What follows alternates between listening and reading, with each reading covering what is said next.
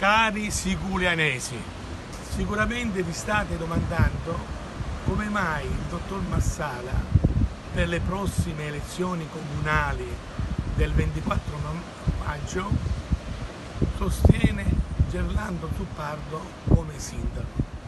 La risposta è semplice.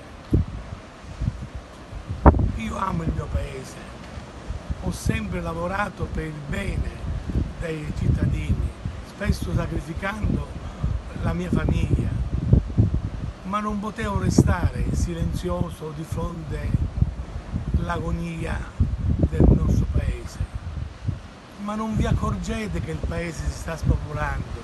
Intere famiglie partono per l'Europa perché non trovano lavoro a Siculiana.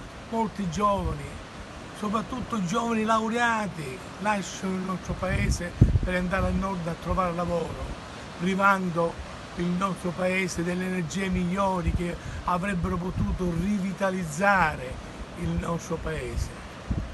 Per questo motivo ho sentito quasi un dovere civico di impegnarmi a sostenere la candidatura di Gerlando Zuppardo, un candidato nuovo, ripeto nuovo, per il panorama politico di Siculiana, un uomo onesto, un uomo umile, che sa parlare, che sa dialogare con la gente, che lavorerà con i cittadini e per i cittadini e che sicuramente non dirà sì, va bene.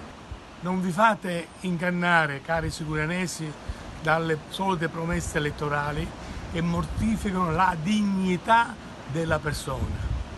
Per questo mi rivolgo a tutti i siculianesi di appoggiare come sindaco Gerlando Zuppardo nelle prossime elezioni e soprattutto un invito pressante ai giovani, perché loro hanno tutta una vita davanti e devono difendere il loro futuro.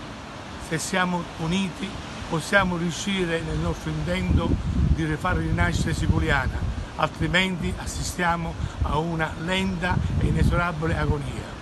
Viva Siculiana!